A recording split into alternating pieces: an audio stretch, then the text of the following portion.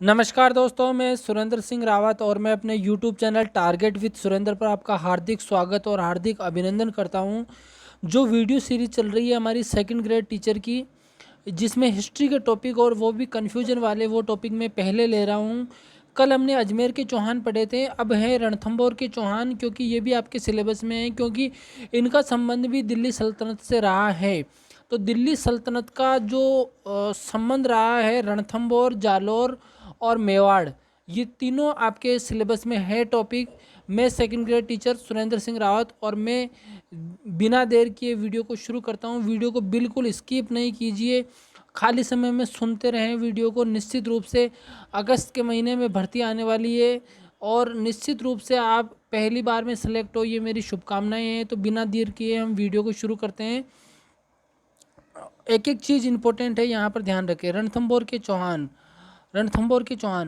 पृथ्वीराज तृतीय की पराजय के बाद, मैंने कल ही बताया था, अगर कल का वीडियो आपने नहीं देखा तो कल का वीडियो देखिए। उस वीडियो में मैंने बताया था कि पृथ्वीराज तृतीय की जब पराजय हो जाती है मोहम्मद गौरी के हाथों, तो उसके पुत्र गोविंद राज को अजमेर का शासक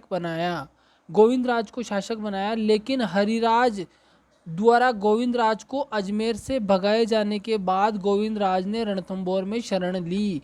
सीधी बात है कि गोविंद राज को हरिराज ने भगा दिया और गोविंद राज कहाँ आ गया? रणथंभौर में आ गया। 1194 में कुतुबुद्दीन ऐबक की सहायता से रणथंभौर के चौहान वंश की स्थापना की। तो कुतुबुद्दीन ऐबक की सहायता से, ध्यान रखें, 1194 में रणथंभौर की एक नई चौहान वंश की शाखा शुरू होती है और वो किसने शुरू की थी? गोविंद राज ने। और गोविंद राज कहाँ से आया था? अजमेर से भाग के आया था, क्योंकि उसके भाई हरिराज ने उसको भगा दिया था। और गोविंद राज कौन था? पृथ्वीराज चौहान का पुत्र था। उसके बाद में कौन कौन शासक हुए? तो बहुत सारे शासक हुए। उसके बाद में देखिए, उसके बाद वल्लण, प्रहलादन, वीर नारायण, वाघभट, जयत्र सिंह गद्दी पर बैठे। ये इनको ध्यान रखना है, थोड़ा बहुत आपको ध्यान होना चाहिए कि इसके बाद में वल्लण, प्रहलाद, वीर नारायण, वाघभट, जयत्र सिंह गद्दी पर बैठे। थोड़ा सा क्रम ध्यान रख लीजिए, बाय दफे आपसे क्रम पूछ ले तो। दिल्ली सुल्तान इल्तुतमिश ने वल्लण को पराजित किया। ये वल्लण है ना, वल्लण की बात कर रहे हैं। वल्लण को पराजित कर रणथंभौर दुर्ग पर अधिकार किया। इसी के वंशज वीर नारायण ये यहाँ पर वीर नारायण आया था। वीर नारायण को इल्तुतमिश द्वारा जहर देकर मरवा दिया गया। यानी आपको ध्यान रखना है, वल्लण को पराजित कर रणथंभौर दुर्ग पर अधिकार किया किसने? इल्तुतमिश ने। हालांकि कुतुबुद्दीन ऐबक की सहायता से गोविंद राज ने यहाँ पर 1194 में चौहान वंश की स्थापना की। दिल्ली के सुल्तान से ही सहायता लेकर स्थापना की, लेकिन बाद में दिल्ली का सुल्तान बदल जाता है और इल्तुतमिश आ जाता है और इल्तुतमिश ने वल्लण को पराजित करके रणथंभौर दुर्ग पर अधिकार कर लिया और इसी के वंशज वीर नारायण को इल्तुतमिश द्वारा जहर देकर मरवा दिया गया। इस वंश के शासक वाघभट ने रणथंभौर दुर्ग पर पुनः अधिकार किया। तो वाघभट इंपॉर्टेंट हो जाता है। देखो, इसमें तीन ही आया। वल्लण को हराकर अधिकार कर लिया, वीर नारायण को जेर दे दिया और वाघभट ने पुनः रणथंभौर दुर्ग पर अपना अधिकार कर लिया और चौहान वंश की पुनः स्थापना की। तो यहाँ पर थोड़ा सा ध्यान रखना है आपको। अब आता है आपके मुख्य रूप से हमीरदेव चौहान। हमीरदेव मुख्य रूप से सवाल एग्जामिनर यहीं से पूछता है। तो हमीरदेव चौहान 1282 से लेकर 1301 तक शासक रहा। तो सबसे पहले तो इस हमीरदेव चौहान का जो शासनकाल है वो ही आपके लिए इम्पोर्टेंट हो जाता है। जयत्र सिंह, अभी ऊपर नाम आया था, जयत्र सिंह का पुत्र हमीर इसी वंश का अंतिम एवं सर्वाधिक प्रतापी शासक था। मतलब जो चौहान वंश की शाखा थी रणथंभौर में, उसका अंतिम एवं सर्वाधिक प्रतापी शासक था। अपने सैन्य अभियानों की समाप्ति पर हमीर ने कोटि यजन, यानी अश्वमेध यज्ञ होता है ना, उसके समान राज्योत्सव करवाया था। कोटि यजन का आयोजन किया, यानी एक राज्योत्सव का आयोजन किया, कहने का मतलब आयोजन किया। यह यज्ञ राज पुरोहित विश्व रूप के निर्देशन में संपन्न हुआ। ये भी इम्पोर्टेंट है, ध्यान रखना। यानी कोटि यजन यज्ञ किस राजा ने संपन्न करवाया? तो हमीरदेव चौहान ने। किसके राजपुरोहित के निर्देशन में करवाया? तो विश्वरूप राजपुरोहित के निर्देशन में करवाया।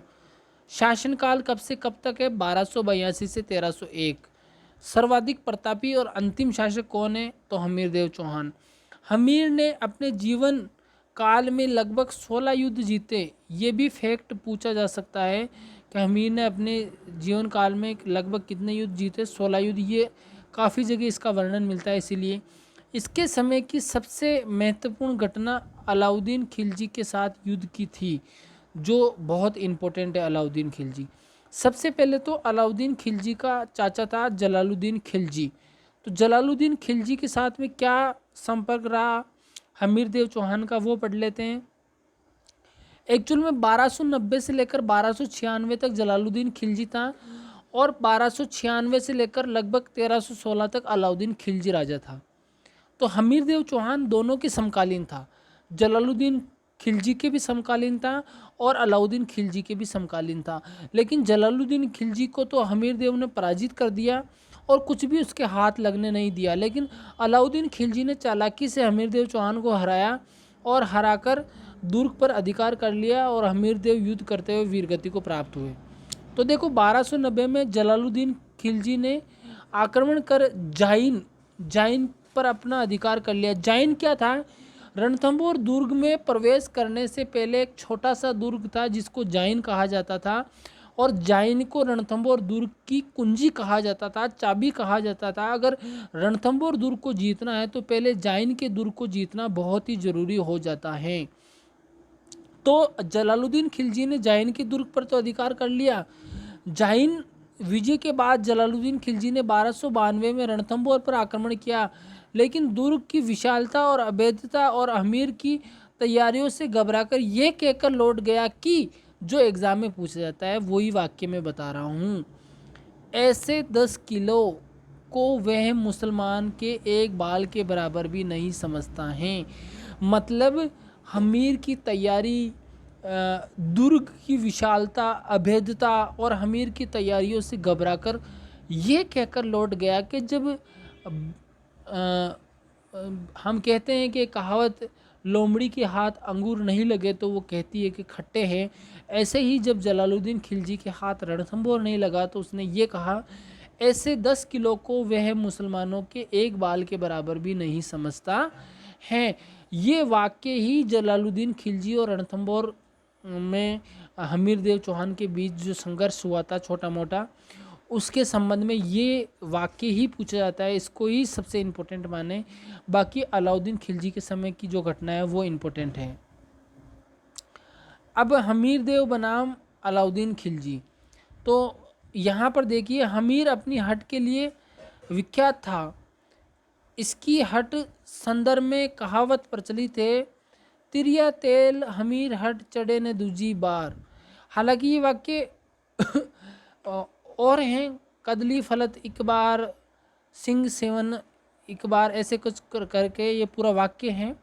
काफ़ी लोगों को पता है, मुझे पता है लेकिन भूल गया मैं।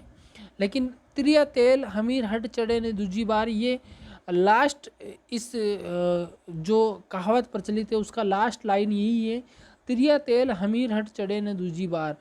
मतलब जो लड़की होती है उसको तेल एक ही बार चढ़ता है अपने जीवन में, और हमीर जो हट करता है वो भी एक ही बार करता है, उसके बाद दूसरी बार हट नहीं करता है। तो हट वंश हमीर के रूप में ये कहावत प्रचलित है जो एग्ज़ाम में पूछी जाती है, आपको ध्यान रखना है। अलाउद्दीन के मंगोल विद्रोही, यहाँ से कहानी शुरू होती है अलाउद्दीन खिलजी और हमीरदेव के बीच में संघर्ष की। अलाउद्दीन के मंगोल विद्रोही, मंगोल वह मुसलमान थे जो दिल्ली के आसपास आकर बस गए थे, नवीन मुसलमान। तो मंगोल एक विद्रोही मुसलमान था, मीर मोहम्मद शाह को शरण दी। अलाउद्दीन ने मीर मोहम्मद शाह मांगा, लेकिन हमीर द्वारा उसे संरक्षण प्रदान किया जाने के कारण अलाउद्दीन ने हमीर पर आक्रमण किया। स्वाभाविक बात है कि हमीर ने जिसको शरण दे दी, एक बार हट कर ली कि मैं इसको शरण दे चुका हूँ, अब अलाउद्दीन तेरे को नहीं लौटाऊंगा मैं। फिर भी अलाउद्दीन ने उसकी डिमांड रखी और हमीर देव चौहान ने मना कर दिया, और मना करने पर हमीर देव चौहान पर आक्रमण कर दिया। किसने आक्रमण कर दिया? अलाउद्दीन खिलजी ने। तो अलाउद्दीन ने अपने रणथंबोर अभियान की बागडोर बयाना के इक़्तिदार उलुग खां और कड़ा के मुफ्ती नुसरत खां को सौंपी। वेरी इंपॉर्टेंट है, उलुग खां उसका एक सेनापति जो इक़्तिदार था बयाना का, और कड़ा का मुफ्ती जो नुसरत खां था वो कड़ा का मुफ्ती था। तो आपको ये ध्यान रखना है, दोनों सेनापति अलाउद्दीन खिलजी की ओर से रणथंबोर दुर्ग पर आक्रमण करने के लिए आते हैं। इन्होंने सबसे पहले रणथंबोर दुर्ग के द्वार कहलाने वाले जाहिन पर आक्रमण किया। सबसे पहले मैंने कहा रणथंबोर को जीतना है तो जाहिन को जीतना ही पड़ेगा। यही हमीर के सेनापति धर्म सिंह और भीम सिंह, यहाँ पर इम्पोर्टेंट है, हमीर के दोनों सेनापति याद रखना आप। धर्म सिंह और भीम सिंह ने उलुग खां को हराकर उन्हें लूटा। धर्म सिंह लूट का माल लेकर रणथंबोर चला गया, लेकिन पीछे भीम सिंह की पुनः संगठित खिलजी सेना के साथ युद्ध हुआ, जिसमें भीम सिंह मारा गया। यानी धर्म सिंह और भीम सिंह ने दोनों ने उलुग खां को जमकर लूटा, और धर्म सिंह लूट का माल लेकर रणथंबोर चला गया, लेकिन पीछे से खिलजी सेना संगठित हो गई। उसको संभालने के लिए भीम सिंह ने धर्म सिंह को कहा कि तू चल आगे, मैं इनको संभालता हूँ पीछे से, और भीम सिंह ने उसको पीछे से संभालने की कोशिश की, लेकिन युद्ध में लड़ता हुआ मारा गया। और रणथंबोर पर अधिकार करने हेतु खिलजी सेनाओं ने रणथंबोर दुर्ग के चारों तरफ घेर लिया। किले की घेराबंदी के दौरान ही अलाउद्दीन का सेनापति, वेरी इंपॉर्टेंट है, दो सेनापति है उलुग खां और नुसरत खां, उसमें से किले की घेराबंदी के दौरान ही एक सेनापति मारा जाता है जिसका नाम है नुसरत खां। अब उलुग खां मर गए, पूछा जाता है एग्जाम में कि कौन सा सेनापति मारा गया अलाउद्दीन खिलजी का, तो नुसरत खां। इसके बाद अलाउद्दीन खिलजी स्वयं इस युद्ध से जुड़ा। उसने मकबरनी, गरगच, अर्रादा, पाशीब, साबात आदि यंत्रों का उपयोग किया। मगरबी क्या होता था? रसायन, दुर्ग के अंदर रसायन फेंकने का एक यंत्र होता था। गरगच क्या होता था? बड़े बड़े पत्थरों को दुर्ग की दीवार को ढहाने के लिए, दुर्ग में पत्थर बरसाने के लिए एक यंत्र होता था जिसका नाम था गरगच। अर्रादा यानी छोटे छोटे जो पत्थर होते थे वो बरसाने के लिए अर्रादा यंत्र होता था।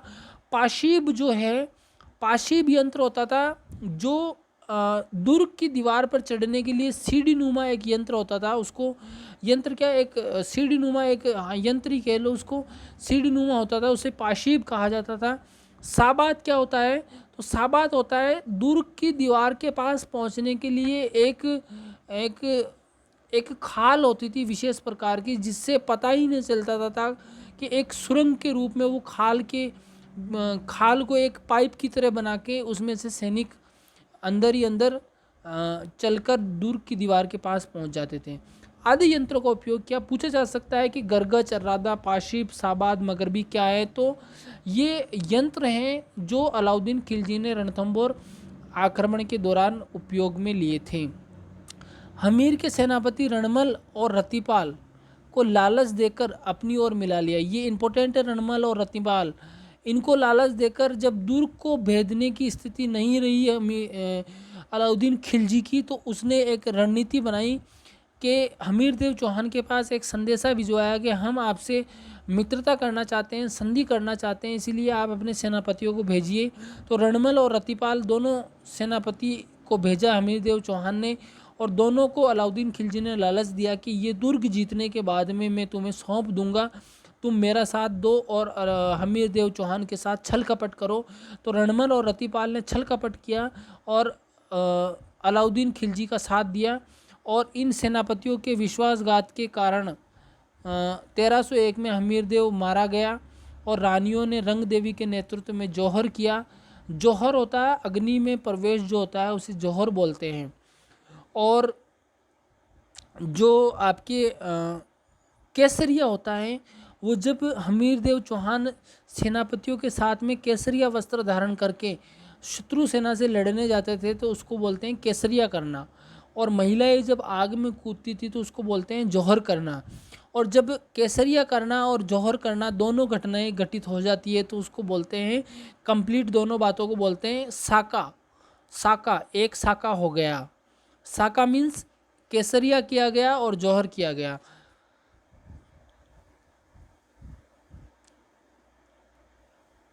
हमीर की पुत्री देवलदे ने पद्मला तालाब में कूदकर आत्महत्या की, जिसे कुछ इतिहासकार जल जौहर कहते हैं। ये भी एग्जाम में कई बार पूछ लिया जाता है। हालांकि जौहर का मतलब ही अग्नि प्रवेश होता है, लेकिन जल में अगर प्रवेश करके अगर आत्महत्या कर रही हैं तो उसको जल जौहर नहीं कह सकते हैं, क्योंकि जौहर का अर्थ तो होता है अग्नि प्रवेश। लेकिन फिर भी कुछ इतिहासकार इसको जल जौहर कहते हैं। एग्जामिनर भी कई बार पूछ लेते हैं जल जौहर किस दुर्ग में हुआ, तो ये आपके रणथंभौर दुर्ग में हुआ। और देवलदे ने पद्मला तालाब में कूदकर ये आत्महत्या की थी, जिसे जल जौहर की संज्ञा दी जाती है। रणथंभौर का शासन उल्लुग खां को सौंपा, क्योंकि नुसरत खां तो मारा गया। रणमल और रतिपाल को अलाउद्दीन ने मौत के घाट उतार दिया। कहा कि जब तुम अपने राजा के नहीं हो सकते तो मेरे किस तरह हो सकते हो, इसीलिए दोनों को मौत के घाट उतार दिया। हमीर के बारे में जानकारी, जोधराज के हमीर रासो इम्पोर्टेंट है। जोधराज के हमीर रासो और शारंगधर के हमीर रासो, जोधराज का भी हमीर रासो एक किताब है और शारंगधर की भी हमीर रासो हैं। दोनों में से कोई से भी एग्जामिनर पूछ सकता है। नयन चंद्र सूरी का हमीर महाकाव्य, चंद्रशेखर का हमीर हट व सुरजन चरित्र, जयसिंह सूरी के हमीर मदमर्दन और अमीर खुसरो और बर्नी के ग्रंथों से इसकी जानकारी मिलती है हमीर के बारे में। तो ये सारे ग्रंथ भी इम्पोर्टेंट हैं, एग्जामिनर पूछता है मिलान करने में। अब हमने रणथंभौर के चौहान जो आपके सिलेबस में थे, अब जालोर के चौहान जो आपके सिलेबस में वो पढ़ रहे हैं। धैर्य बना के रखें और वीडियो में मेरा साथ दे, स्किप नहीं करें वीडियो को। जालोर के चौहान, जालोर का प्राचीन नाम जाबालीपुर था। यहाँ सोनगरा चौहानों का शासन था। 1181 के आसपास नाडोल के चौहानों के शासक अल्लण के पुत्र कीर्तिपाल ने जालोर को परमारों से छीनकर चौहान वंश की स्थापना की। तो कीर्तिपाल इंपॉर्टेंट हो जाता है। कीतु या कीर्तिपाल ने जालोर के चौहान वंश की नींव डाली और वो परमारों से छीनकर चौहान वंश की स्थापना करता है। और कीर्तिपाल कहाँ से आता है, तो नाडोल के चौहान हुए उनमें से निकलकर कीर्तिपाल आता है। ताजुल मासिर के लेखक हसन निज़ामी के अनुसार कीर्तिपाल के पौत्र उदय सिंह ने दिल्ली में इलबरी तुर्क सुल्तान इल्तुतमिश के आक्रमण को रोका व उसे संधि के लिए मजबूर किया। उसके बाद चाचिक देव शासक हुआ। देखो ये याद तो कर लेना राजाओं का क्रम।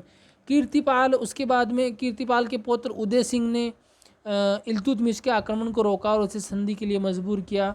फिर उसके उत्तराधिकारी हुए चाचिक देव तथा सामंत सिंह द्वारा जालोर राज्य का विस्तार किया गया। और 1291 में सुल्तान अलाउद्दीन के सांचौर आक्रमण को विफल करने में सामंत सिंह सोनगरा ने गुजरात शासक सारंग देव बघेला की सहायता भी की थी। सामंत देव ने अपने जीवन काल में ही अपने पुत्र कानड़ देव को जालोर का शासक बना दिया। अब हमारे लिए इम्पोर्टेंट क्या है, कानड़ देव सबसे इम्पोर्टेंट है। एक तो जालोर में चौहान वंश की स्थापना किसने की, तो कीर्तिपाल, उसके बाद में उदय सिंह, उसके बाद में आपके और कौन आया था, सामंत सिंह। ये जो आए थे इनका क्रम आप याद कर लेना एक बार। और उसके बाद में कानड़ देव सबसे इम्पोर्टेंट है। 1305 से 1311 तक इसका शासनकाल रहा, वेरी इम्पोर्टेंट। इसके शासनकाल की सबसे महत्वपूर्ण घटना अलाउद्दीन खिलजी के साथ चलने वाले दीर्घकालीन संघर्ष की थी। जालोर के लिए हुए संघर्ष में कानड़ देव की पराजय हुई, ये सबको पता है। उधर हमीर देव चौहान की भी पराजय हुई, इधर कानड़ देव की भी पराजय हुई। तो कानड़ देव जो था उसके बारे में हम पढ़ते हैं। कानड़ देव बनाम अलाउद्दीन खिलजी, इनके मध्य युद्ध का तात्कालिक कारण था 1298 में कानड़ देव के मंत्री जेता देवड़ा द्वारा गुजरात सोमदेव अभियान के बाद अलाउद्दीन की दिल्ली लौटती सेनाओं को वापस भगाना। तो तात्कालिक कारण आपसे पूछा जा सकता है कि अलाउद्दीन और कानड़ देव के बीच में तात्कालिक कारण क्या था। और उधर भी आपसे पूछा जा सकता है हमीर देव चौहान और अलाउद्दीन खिलजी के बीच में तात्कालिक कारण क्या था? तो आपको पता ही है, मीर मोहम्मद शाह, जिसको लौटाने से मना कर दिया था हमीर देव चौहान ने। तो इधर जेता देवड़ा द्वारा कानड़ देव के जो मंत्री थे जेता देवड़ा, उन्होंने गुजरात अभियान के बाद अलाउद्दीन की जो दिल्ली लौटती सेनाएं थी उनको वापस भगाना था। अलाउद्दीन ने कानड़ देव से जालोर होकर दिल्ली जाने की इजाज़त मांगी। तो यहाँ पर जो लौटती हुई सेनाएं थी उनको वापस भगाना था, तो यहाँ पर इम्पोर्टेंट कारण हो जाता है। अलाउद्दीन ने कानड़ देव से जालोर होकर दिल्ली जाने की इजाज़त मांगी थी। अलाउद्दीन ने कहा कि कानड़ देव मुझे जालोर से होकर दिल्ली जाने की इजाज़त दे दे, लेकिन कानड़ देव ने जालोर से होकर जाने का मार्ग नहीं दिया था। कानड़ देव द्वारा मना किए जाने के बावजूद अलाउद्दीन की सेनाएं जालोर से गुजरी। जब मना कर दिया कि मेरे क्षेत्र से नहीं गुजरनी है कानड़ देव ने, फिर भी अलाउद्दीन की सेनाएं वहां से गुजरी और इसी कारण कानड़ देव ने अलाउद्दीन की सेनाओं को भगाया। और नैणसी ने अलाउद्दीन व कानड़ देव के बीच युद्ध का कारण अलाउद्दीन की पुत्री फिरोजा का कानड़ देव के पुत्र वीरम देव से प्रेम प्रसंग को माना है, लेकिन ये एग्जामिनर नहीं पूछता है।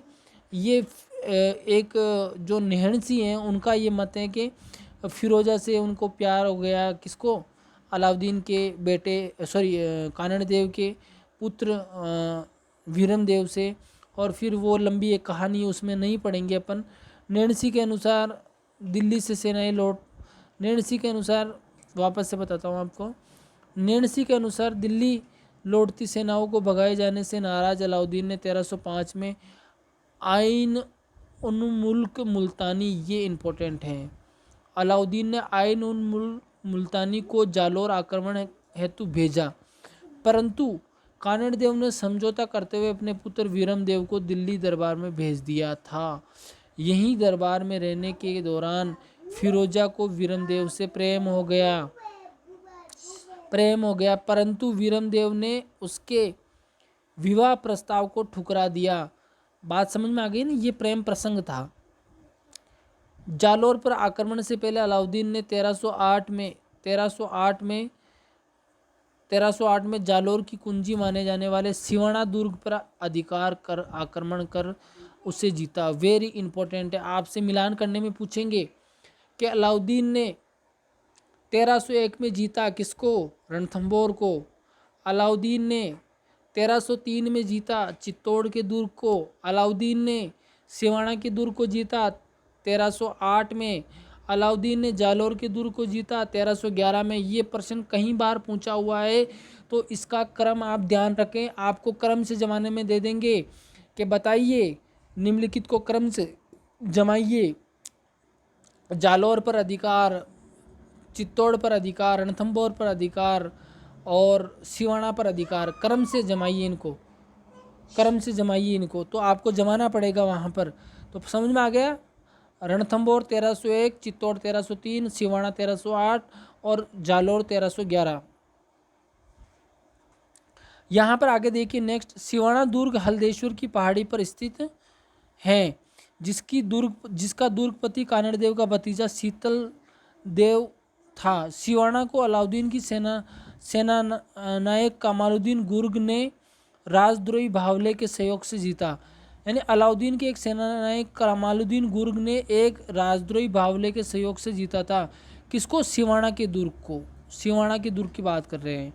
जीतने के बाद सिवाना के दुर्ग का नाम खैराबाद रख दिया, ये इंपॉर्टेंट है। सिवाना के दुर्ग का क्या नाम रख दिया? खैराबाद। कमालुद्दीन गुर्ग ने जीता। कमालुद्दीन गुर्ग को वहाँ का किलेदार नियुक्त किया। सिवाना जीतने के बाद अलाउद्दीन ने 1311 में जालोर पर आक्रमण किया। इस आक्रमण के दौरान कानड़ देव के सामंत दैया राजपूत बीका, ये विश्वासघाती था वहाँ पर रणमल और रतिपाल थे। यहाँ पर दैया राजपूत बीका विश्वासघात कर कानड़ देव की पराजय हुई और बीका की पत्नी ने बीका को मौत की घाट उतार दिया। जालोर पर अधिकार हो जाने के बाद अलाउद्दीन ने जालोर का नाम क्या रख दिया? जलालाबाद। Very important. सिवाना का नाम क्या रखा? खैराबाद। तो ये नाम जो रखे जाते हैं ये भी एग्जाम में पूछे जाते हैं, इंपॉर्टेंट है। करके ये वहाँ एक मस्जिद व अलाई दरवाजे का निर्माण करवाया। इस युद्ध के बाद कानड़ देव का भाई मालदेव जीवित रहा, जिसे बाद में अलाउद्दीन द्वारा चित्तौड़ दुर्ग का किलेदार बनाया गया। तो ये सारी कहानी थी, बहुत ही इम्पोर्टेंट टॉपिक था ये, और इसको बिना स्किप किए बार बार याद करें, बार बार सुने।